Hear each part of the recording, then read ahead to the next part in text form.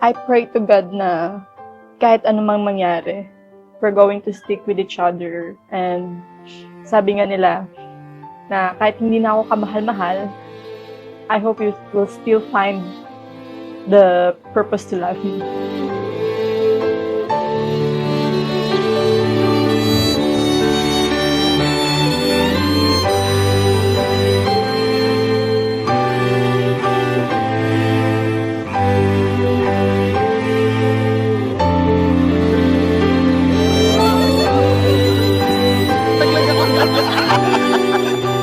First expression ko, mabait.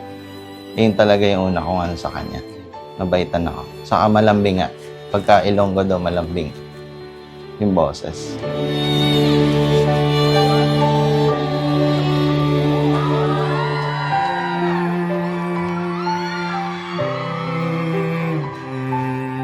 Hi, Rosel. See you later. Hello, my love. Baby, I just want to tell you that you are the most beautiful girl here today. From the moment I met you, I knew my life was about to change. What I didn't know was how deeply you would change my world and my heart.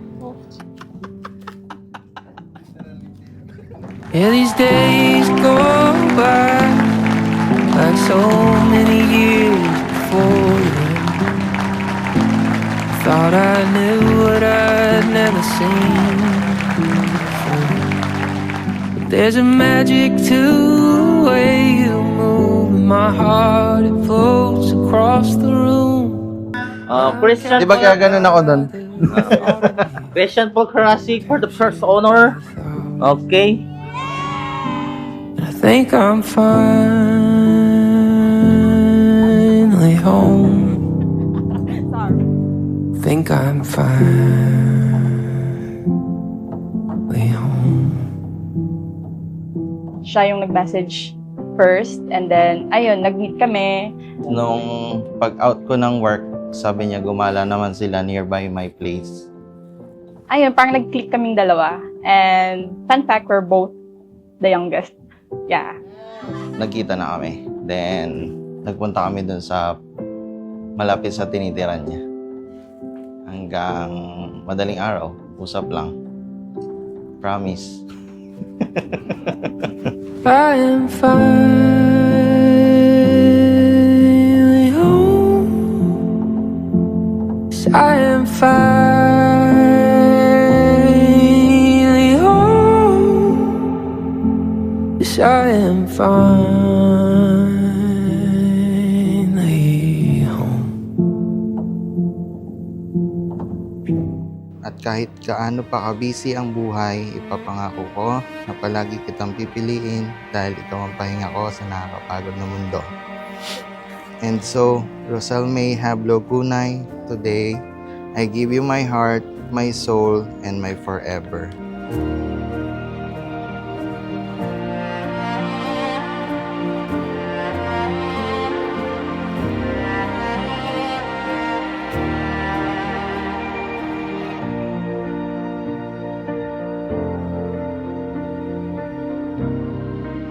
Nung nag-propose ako sa kanya sa Taipei 101. Sineset up niya yung tripod. Tapos akala ko, magbi-video-video lang kami, take photos. Kasi masyado akong mahihain pagka introvert ako. Pag maraming tao.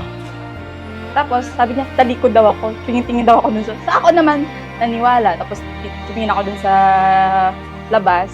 And then, pagharap ko, ayun, may hawak na siyang sing-sing. Tapos sabi niya, luluhod pa ba ako? Like, Umiyak. Umiyak and nagulat siya. Sabi niya hindi naman daw niya ini-expect. Kasi mabilis siyang makaamoy ng mga surprises. Yun talaga hindi ko pinamoy sa kanya.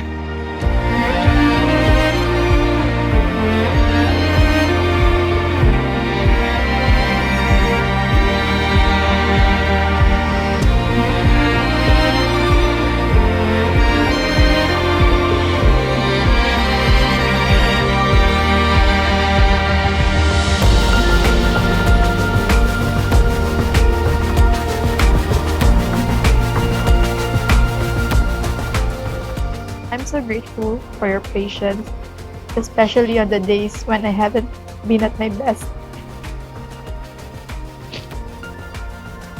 Thank you for always putting me first when I needed you most, and for committing yourself to me, flaws and all.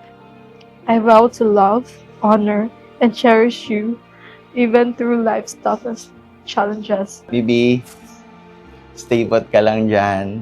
Enjoy natin yung event na to. It's our big day. See you later. I love you.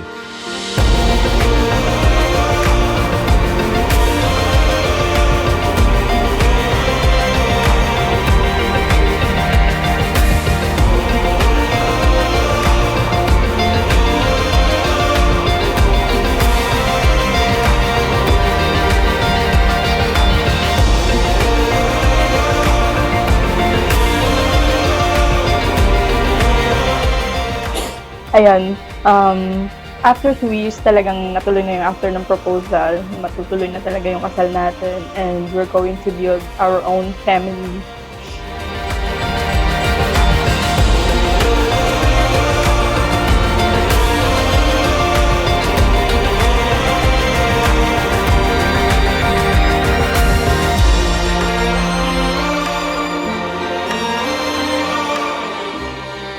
In Hiligaynon, we say, palanggaon ta ka asla sa katubtuban. In English, it says, I will love you till the very end. I love you, my love, and I always will.